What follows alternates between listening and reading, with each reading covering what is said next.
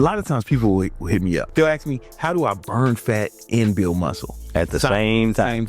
And I usually tell them, you might want to pick one. Because there's very few people in the world that can really do that. Yeah. And it's very difficult. Especially if you're natural. Is there a way to do that with the peptides? Oh yeah, I think you can definitely enhance that. Does this sound like the holy grail? What would this look like? If you want to get a little bit more scientific, of really wanting to lose body fat and put muscle at the same time, the best way to really do it is to kind of find your base metabolic rate. Okay. So how many calories you're burning throughout the day sitting still. Kind of like a BMI, but of your muscle tissue. Right. Yeah, so it's like, based on your body weight, your activity level, if you're just whatever you're doing for your job, let's say you're just working at McDonald's and you walk around McDonald's all day, you need to calculate how many calories you burn throughout the day. Once you find that and go, okay, cool. With no food in my system at all and I don't eat anything, but my activity level, I burn 2,300 calories a day. So you know you got to at least eat 2,300 to maintain. And if you're natural, you got to eat a little more or you're still going to probably lose muscle if you're not training. So then we would take those calculations. We would throw in obviously the peptide stack. If we want to put the muscle on stay lean, probably that one I said earlier, Tessamorin, the IGF-1, and the Follistatin. Just those three.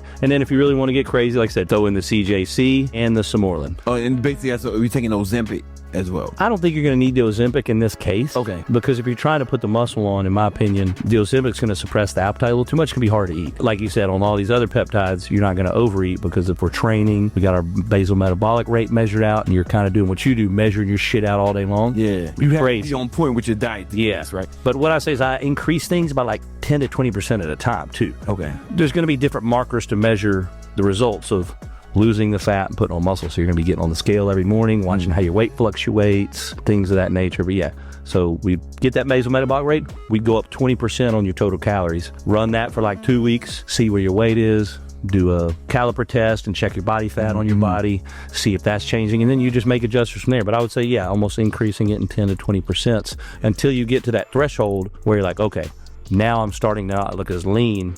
And then you kind of dial it back maybe at 5-10%, hold it there and run that. And that's how you're going to find that perfect sweet spot to continue to put muscle on, burn body fat, and stay in the shape you want to be in and continue to pack on muscle. First of all, the myostatin, what does it do? The myostatin is what blocks you from building muscle. Follistatin peptide is a myostatin inhibitor. It basically doesn't allow the body to make the myostatin, so then you just constantly put on muscle tissue. Like you said, even with barely eating any protein, it's just constantly building muscle. That's where these genetic freak guys come in. Naturally, their body doesn't produce hardly any myostatin. So they just have uncontrolled growth. They can go in the gym and train and almost not eat, and they still put on muscle. And you're like, how the hell is this guy putting on 10 pounds of muscle in 3 months? And I'm eating more than he does. I'm training harder than he is, and I'm on anabolics. And he's still growing faster. Myostatin. Because I remember there was these cows that came off. Yeah, they sell them on those myostatin inhibitors, bro, to beef them up. And they put the trim pellets in their ears. And did they really put trim pellets in their ears? Yeah, that's what you do with cattle. Yeah, you put trim pellets in their ears. Dude, I'm from Alabama, bro. We used to do this shit. These cows weren't even working out. They weren't hitting the gym. They just started to get exactly. And now female cows. They gene edited these cows. They were born without myostatin. So basically, someone with myostatin, someone without it, you're probably going to put on 5 to 10 times the amount of muscle than a regular person would. That's why. Yeah, and that's what I'm saying. These guys that are genetic freaks like Jay Cutler, Ronnie Coleman, Dennis Wolf, these top Olympians, 100%, their body does not hardly produce myostatin. And they may not produce any at all. Who knows? Because like you said, these guys, I mean, yeah, they eat a lot and they train hard, but it's like, bro, me and you could do the same thing our whole life. We're not going to look like them still. So you know they have a lot less myostatin. When a human takes one of these, it has similar effects or the same effect or what? They did it on mice. Probably in the process of doing it on, human trials and things like that. But again, I take this stuff and I tell you, it definitely is putting more density on me and I don't have to eat as much because I hate it. I'm almost 40 years old. Dude, I did my bodybuilding world of eating 7-8 meals a day. Okay, so the stack would be, if I want to build muscle and burn fat at the same time, Tessamorin, Follistatin, IGF, CJC 1295 Ipamorelin, and the Tessamorin. I'll tell you what I do. Again, not medical advice, but this is what I do. Yeah. The key to that too is putting them at the right times of the day. So you get maximum muscle growth, maximum fat loss, maximum anti-aging results. So, I do these stacks not just to put muscle on. I want to live fucking forever. That's the whole name of the game, right? I want to feel 25 when I'm 60. Right. And I want to look that. Obviously, I can look young if I shave my whole beard off like you do. Right. But I want to look a little more distinguished and have the salt and pepper and look a little older because, I still feel like I'm still young. But yeah, so Tessamorin in the morning. I take my Follistatin around lunch, the Tessamorin right before the gym because you get crazy pumps. And some people do it before bed. That's bullshit. Because you got to think, well, it is if you're doing all these other stacks. That's just a standalone. Yeah, right. And then IGF-1 after you train. Okay. And again, we're not talking anti-aging here.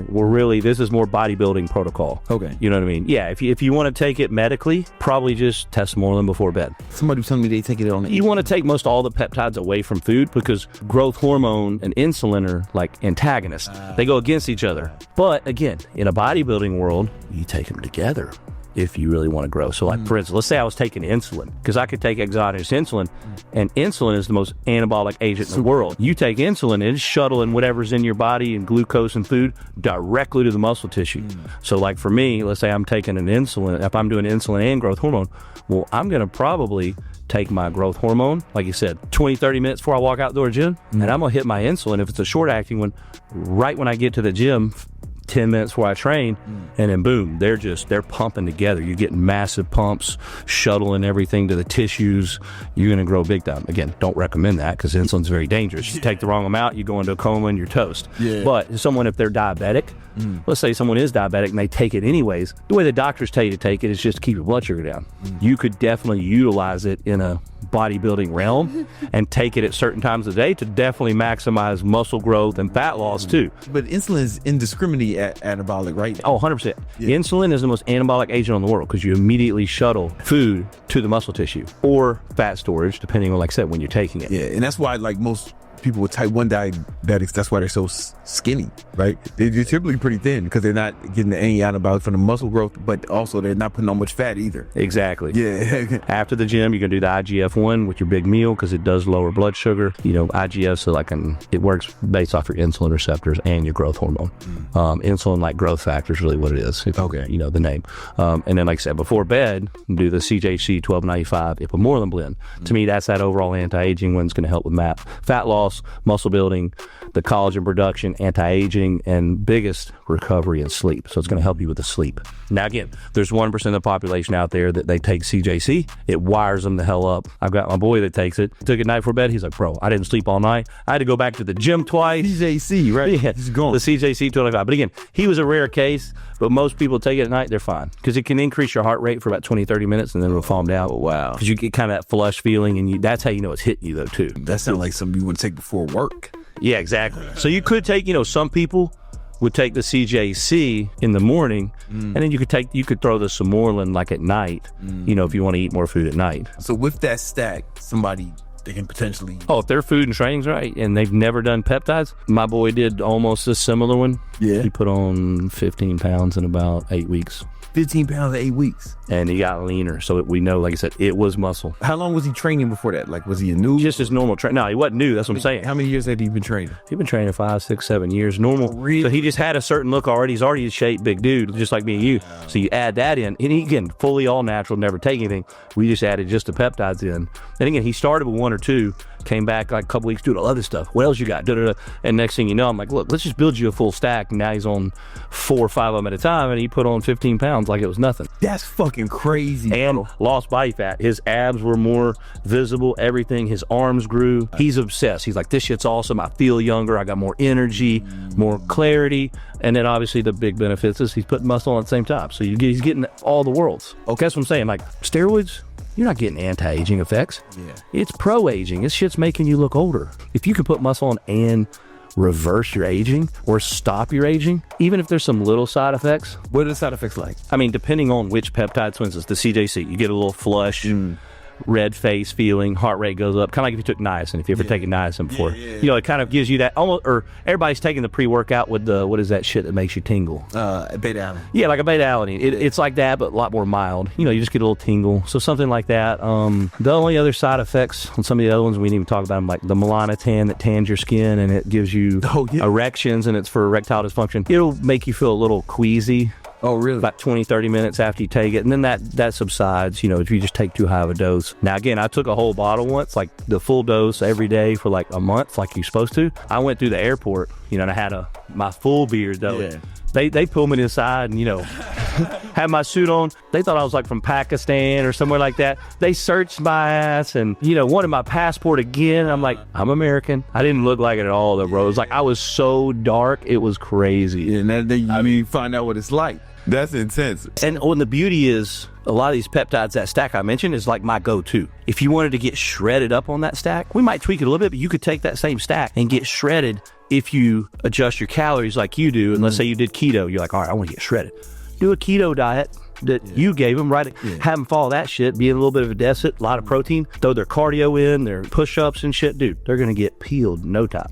And they'll still put some muscle on. But like you said, not as much as like me, where I'm going, hey, bro, I'm eating 500 or 600 grams of carbs a day. You're eating, what, 30? Like 50. Yeah, you have to stay in ketosis, so you can't really go over like, what, 5 or 10 per meal. When everybody's different, like you got to test it. Some people eat out of ketosis if they eat 5 carbs. Some people, like you might could eat 50 at once and you stay in ketosis because your body's so used to it. I've had like 100 net carbs in one day, and I was still in ketosis. And that's well, on the blood. But that's how you really know you're the ketogenic fucking king.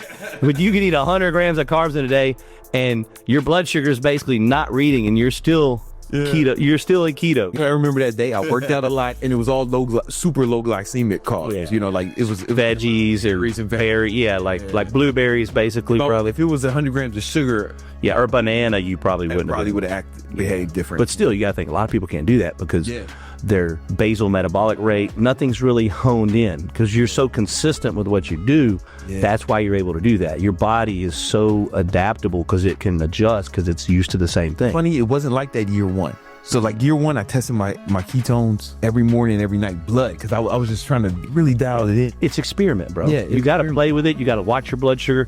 You got to know what foods spike your blood sugar, which ones don't. Like for instance, for me, some people, you can eat a sweet potato. You're like, oh, it's a low glycemic carb. It's got a lot of fiber. It fills me out like I'm a real Coke with sugar in it. It'll spike my blood sugar, but then I'll go eat a baked potato and I'll eat the skin with the fiber. Blood sugar won't move a hair. That's funny. I think that comes down to kind of like the blood type diet, you know, they talk about. I don't believe in all the different types like that, but I believe that your body does respond to different carbs based on your blood type and your ethnicity and things like that too. You know, so for me, I've found I don't get fat. I can eat as much jasmine rice as I want. My body loves jasmine rice and it loves baked potatoes. So that's what I've found based off testing my blood sugar. Eat a meal, test it 10 minutes, test it 30 minutes, test it 2 hours, log everything, see how your spikes and your blood sugar are, and then you'll know what you can and can't eat too. If you really want to get super OCD like you are with your scale and food, you can take that a step further and go, all right, which foods actually do I respond to and I'm not? And if you're bulking, you want to get huge, well, shit, eat the ones that spike your blood sugar more because you're going to store that and get massive. All right, well, if I want to bulk, like I said, for me, I'm going to eat pizza, I'm going to eat burgers. With my carb sources, I'm going to go to a bunch of the sweet potatoes. It actually spikes my blood sugar, believe it or not, more than the other ones. And I get a good response from that to fill out. Once I wore a continuous glucose monitor for a month. Yeah, that's how you really know. Like the Lifestyle 2, you stick it on, and it's apps on your phone. Dude, those are killer. Oh, I recommend anyone. I was so dialed in, man. And I think you can get those now even without a prescription, I'm pretty sure.